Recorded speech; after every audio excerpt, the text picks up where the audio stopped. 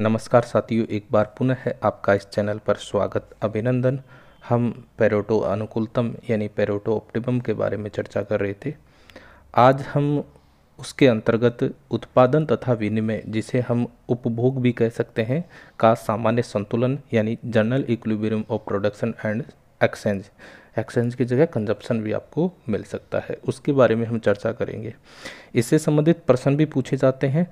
पहला तो आपको सीधा ही ये प्रश्न पूछा जाता है कि उत्पादन तथा विनिमय का सामान्य संतुलन कहाँ स्थापित होगा। तो आपको विभिन्न प्रकार के ऑप्शन आपको दिखाई देंगे, उनमें जो सही कौन सा होगा वो ये होगा MRT/XY बराबर MRS/XYA बराबर MRS/XYB। अब ये होते क्या हैं उनके बारे में भी हम विस्तृत चर्चा करते हैं, आखिरकार ये कहाँ से आया। लेकिन जहाँ हम उपभोग की बात करें, उस उपभोग को हम देखें तो हमने जहाँ उपभोग के जो पेरेटो अनुकूलतम की हमने बात की थी, वहाँ हमने ये देखा कि जहाँ MRS/XYA उपभोक्ता के लिए और MRS/XYB उपभोक्ता के लिए जहाँ बराबर होता है, वहाँ हमने देखा कि उपभोग में पेरेटो अनुकूलतम पाया जाता है। लेकिन ये जो MRT/XY है वो आखिरकार क्या है, उसके बारे में भी हम चर्चा करेंगे। तो सबसे पहले हम MRT/XY के बारे में बात करें तो इसको हमने रूपांतरण की सीमांत दर कहते हैं। किसको? MRT/XY को क्या कहेंगे? रूपांतरण की सीमांत दर यानी मार्जिनल रेट ऑफ ट्रांसफॉर्मेशन। ठीक है, तो ये हो गया MRT। अब ये MRT आया कहाँ से? ठीक है, तो उसको हमने ये देखा कि जो हमने एजवर्थ बॉक्स का प्रयोग किया है जब हमने पेरेटो अनुकूलतम की चर्चा की, और उस एजवर्थ बॉक्स में हमने परसंविदा वक्र यानी कॉन्ट्रैक्ट कर्व का प्राप्त किया था। और कॉन्ट्रैक्ट कर्व किस प्रकार से प्राप्त किया था हमने ये देखा। उसके अंतर्गत हमने जो आइसो क्वांट कर्व लिए थे, जहाँ वो एक दूसरे को स्पर्श कर रहे थे, उन स्पर्श बिंदुओं को लेकर एक कॉन्ट्रैक्ट कर्व का हमने निर्माण किया था, जैसा कि आपकी स्क्रीन पर आप देख पा रहे हो। उस कॉन्ट्रैक्ट कर्व जिस पर हमने ये देखा कि पेरेटो अनुकूलतम पेरेटो ऑप्टिमम पाया जाता है, उसी से ही जो रूपांतरण वक्र है जिसको ट्रांसफॉर्मेशन कर्व कहा जाता है, जिसका हम इस नाम से भी पुकारते हैं उत्पादन संभावना वक्र, प्रोडक्शन पॉसिबिलिटी कर्व है। ठीक है, अब ये रूपांतरण वक्र किस प्रकार का होता है उसकी हम इस वीडियो के अंतर्गत चर्चा भी करेंगे। लेकिन आप देखिएगा कि जो रूपांतरण वक्र है जिसको हमने उत्पादन संभावना वक्र कहा, प्रोडक्शन पॉसिबिलिटी कर्व कहा, उसी से ही MRT/XY है। यानी ये मार्जिनल रेट है किसकी? उत्पादन संभावना वक्र, जिसको रूपांतरण वक्र हम कह रहे हैं। और ये जो MRT/XY है वो किस प्रकार से प्राप्त होगा कि सीमांत लागत मार्जिनल कॉस्ट कौन सी? X वस्तु की और Y वस्तु की, इनके अनुपात के द्वारा। ये रूपांतरण वक्र क्या होता है? किसी एक वस्तु की मात्रा में हम वृद्धि कर रहे हैं तो दूसरी वस्तु की मात्रा में कितनी मात्रा उसके बनाने के लिए छोड़ी जाती है। आखिरकार आपने उत्पादन संभावना वक्र के बारे में सुना है। उत्पादन संभावना वक्र जिसको हम ये देखें कि ये इस प्रकार से प्राप्त होता है, जिसकी आगे हम डायग्रामेटिक चर्चा करेंगे। और ये उत्पादन संभावना, उत्पादन की जो अधिकतम संभावना है जिसको हमने कॉन्ट्रैक्ट कर्व के माध्यम से प्राप्त किया, जो हमारे जितने भी संसाधन हैं, हमारे जो फैक्टर्स हैं, हमारी जो टेक्नोलॉजी है, उसका प्रयोग करके हम जितनी अधिकतम संभावना है उत्पादन की, उसको दर्शाने वाला वक्र क्या कहलाएगा? उत्पादन संभावना वक्र। और उसकी इस स्लोप को है ना, उसको हमने क्या कहा है? MRT। और MRT किस प्रकार से प्राप्त होगा? जो MC/X वस्तु की मार्जिनल कॉस्ट अपॉन Y वस्तु की मार्जिनल कॉस्ट, उसके द्वारा हम इसको प्राप्त करेंगे। इसको डायग्रामेटिक भी चर्चा करेंगे। फिलहाल आप ये जानिए कि ये है क्या।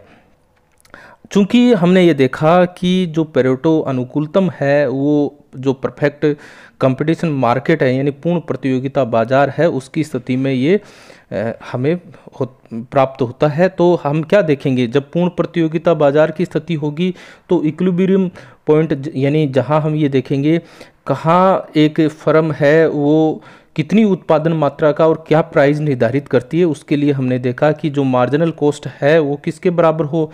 प्राइस के बराबर हो। चूँकि हम जो पूर्ण प्रतियोगिता बाजार है यानी परफेक्ट कंपटीशन मार्केट है, उसके अंतर्गत इस बात को हम समझते हैं और हमने समझा है कि जो मार्जिनल कॉस्ट है वो प्राइस के बराबर होगी। यहाँ एक्स वस्तु की बात करें और यहाँ हम किसकी बात करें, वाई वस्तु की बात की है। इस प्रकार हमारे सामने जो M R T X Y आएगा वो क्या आएगा, M C X upon M C Y, यानी मार्जिनल कॉस्ट एक्स वस्तु की अपॉन मार्जिनल कॉस्ट वाई वस्तु की किसके बराबर हो गया, P X upon P Y, जो कि हमने इसके द्वारा प्राप्त किया है, इसके द्वारा हमने इसको प्राप्त किया है। इस प्रकार आप देखोगे कि एम आर टी है, M R T X Y है, जो उत्पादन संभावना वक्र का कर्व का स्लोप दर्शा रहा है, उसको हम सीमांत लागत कॉस्ट के अनुपात के द्वारा भी दर्शा सकते हैं और प्राइस के अनुपात के द्वारा भी दर्शा सकते हैं, क्योंकि यहाँ हमने दर्शाया है P X upon P Y. और जैसा कि आप अपनी स्क्रीन पर देख पा रहे हैं, ये आपका मार्जिनल जो आपका रूपांतरण वक्र है, जिसको उत्पादन संभावना वक्र कहते हैं, वो है यहाँ एक्स वस्तु को दर्शाया, यहाँ वाई वस्तु को दर्शाया, और इस प्रकार से ये आपका उत्पादन संभावना वक्र आपको प्राप्त हुआ है।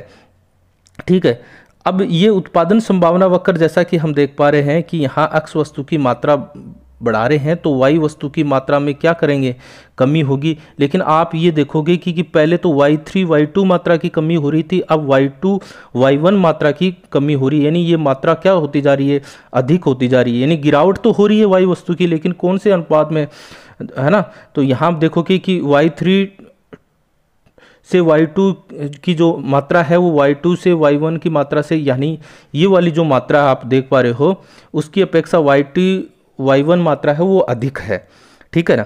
तो इस प्रकार आप देखोगे कि यहाँ हम एक्स वस्तु की मात्रा में वृद्धि कर रहे हैं तो वाई वस्तु की मात्रा को हमको छोड़ना पड़ता है, उसकी कमी करनी पड़ती है। और ये कमी किस प्रकार से होगी, पहले थोड़ी मात्रा की कमी की जा रही है, फिर और अधिक मात्रा की कमी की जा रही है, फिर और अधिक मात्रा की कमी की जा रही है।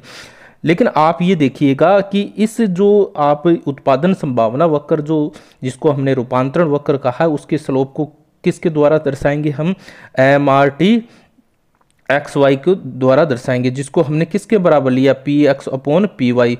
यानी ये आपकी मान लीजिए ये प्राइस लाइन है जो या P1 बी पी प्राइम द्वारा हमने इसको दर्शाया है। ठीक है, तो यहाँ हमने M R T X Y के बारे में पढ़ा और वो हमने इसको देखा है। अब दूसरी स्थिति हम देखेंगे, चूंकि हमने उपभोक्ता की स्थिति के बारे में बात करें और हमने ये देखा कि उपभोक्ता का, जैसे कि पेरेटो अनुकूलतम के अंतर्गत बात करें हम, कि यहाँ आप देखोगे कि क्रमवाचक दृष्टिकोण को लेकर बात की गई है। ऑर्डिनल जो एनालिसिस है जो कि इनडिफरेंस कर्व से संबंधित है उसको लेकर बात की जाती है। और जहाँ इनडिफरेंस कर्व का जो स्लोप हम देखते हैं वो क्या होता है, जो कि हमें पता है एम आर एक्स वाई। ठीक है, अब यहाँ ये ए उपभोक्ता को लेकर बात करें तो ए उपभोक्ता का जहाँ मान लो कि संतुलन की स्थिति होगी, इक्विलिब्रियम की स्थिति होगी, वो कहाँ होगी, P X upon P Y. और M R S X Y जो बी उपभोक्ता के लिए बात करेंगे वो भी कहाँ होगी, P X upon P Y. अब देखिएगा M R T X Y को भी किसके बराबर लिया है, P X upon P Y, और इन दोनों को भी किसके बराबर लिया है, पी एक्स अपन वाई। अब इनका जो वन साइड है, एक साइड है जिसको राइट हैंड साइड है, वो सबका P X upon P Y आ रहा है। इसका मतलब हमें क्या प्राप्त होगा, M R T X Y बराबर है M R S X Y A उपभोक्ता की, और क्या होगा, M R S X Y B उपभोक्ता की। ठीक है, यहाँ ये एम आर एस है, टी जो टाइपिंग त्रुटि है इसको आप ठीक कीजिएगा, M R S X Y है बी उपभोक्ता का, और क्या प्राप्त हुआ, P X upon P Y. तो इस प्रकार आपका जो कि उपभोग और उत्पादन का जो सामान्य संतुलन है, जनरल इक्विलिब्रियम है पेरेटो का, वह कहाँ प्राप्त होगा, M R T X Y equals to M R S X Y A उपभोक्ता की, और क्या होगा, M R S X Y B उपभोक्ता की है। इसकी डायग्रामेटिक भी हम चर्चा करें तो हम ये देखेंगे कि इस डायग्राम में हम देख पा रहे हैं कि हमने उत्पादन संभावना वक्र है वो प्राप्त किया, ये जो कि आपकी यहाँ टी प्राइम को लेकर हमने बात की है। और ये उत्पादन संभावना वक्र जिसको हमने रूपांतरण वक्र कहा है, और ये हमने जो कि हमने उत्पादन का जो सामान्य संतुलन है प्रोडक्शन जो जनरल इक्विलिब्रियम प्राप्त किया पेरेटो को, वहाँ हमने जो एजवर्थ बॉक्स का प्रयोग किया था, वहाँ हमने कॉन्टैक्ट कर्व प्राप्त किया था, उसी के द्वारा ही हमने टी टी प्राइम प्राप्त किया है। ठीक है, और उसकी जो ये पी पी प्राइम है आपकी प्राइज लाइन होगी जो P X upon P Y है, क्योंकि ये M R T X Y के स्लोप को किसके बराबर लेकर चलेंगे, P X upon P Y के। ठीक है, अब यहाँ ओ वाई जीरो और ओ एक्स जो मैक्सिमम मात्रा लेकर हमने क्या किया, यहाँ इसके अंदर है एक एजवर्थ बॉक्स को प्राप्त किया है, और जो कि ये एजवर्थ बॉक्स है जो कि उपभोक्ता को लेकर बात करेंगे, दो उपभोक्ताओं की बात करेंगे। अब एक उपभोक्ता क्या हम मूल पॉइंट ओ मान लेंगे और एक का ये मान लेंगे।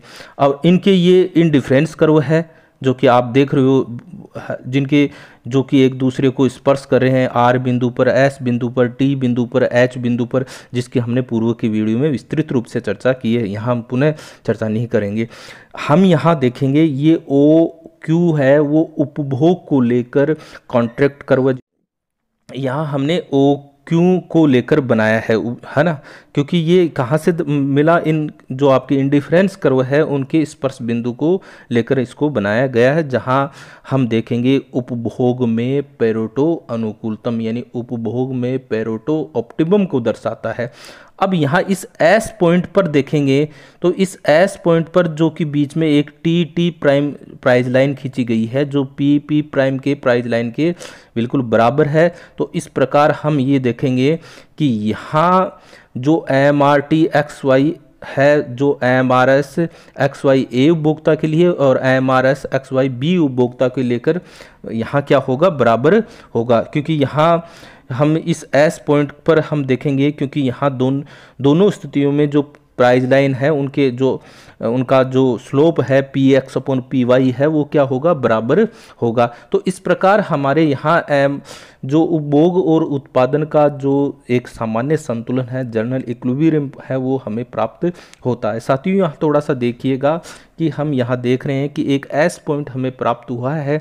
इस प्रकार हम यूँ कह सकते हैं कि ये एक अद्वितीय यूनिक इक्विलिब्रियम प्राप्त हुआ है, लेकिन ये यूनिक इक्विलिब्रियम प्राप्त तभी होगा जो हम इसकी जो प्रारंभिक स्थिति को देखेंगे। हमने जो कि पूर्व की वीडियो में इस बात की चर्चा की थी कि जो हमारा प्रारंभिक जो बिंदु है, हमने ये देखा कि जिसको हमने एक सुधार कहा था, एक इम्प्रूवमेंट कहा था, अगर वो सुधार और इम्प्रूवमेंट का बिंदु हमें प्राप्त होगा और उसके आधार पर हम जो उपभोक्ता का हम ये देखेंगे पेरेटो अनुकूलतम जिसको कुशल ऑप्टिमम कहा गया है, वो अगर ऐसी स्थिति हो और उसके द्वारा हम जो ओ क्यू जो हमारा जो कॉन्ट्रैक्ट कर्व है वो प्राप्त कर पा रहे हैं, तभी ऐसी स्थिति में ये जो यूनिक अद्वितीय संतुलन है वो प्राप्त कर पाएंगे, जिसकी हमने पूर्व की वीडियो में चर्चा की है। यानी प्रारंभिक जो बिंदु है उसके आधार पर इसकी हम ये तय कर पाएंगे। तो यहाँ फिलहाल आप ये इस बात को जानिएगा कि आखिरकार उपभोग और उत्पादन के जो जनरल इक्विलिब्रियम का बिंदु है वो हमें कहाँ प्राप्त होता है, ये यहाँ इस प्रकार से प्राप्त होता है। तो इसको लेकर पेरेटो को लेकर हमने इसकी बात चर्चा की है। नेक्स्ट वीडियो में हम एक नए टॉपिक के साथ चर्चा करेंगे, है ना। और आप इससे संबंधित जो भी आपके कमेंट्स है वो ज़रूर दीजिएगा। आज के लिए बस इतना ही, धन्यवाद।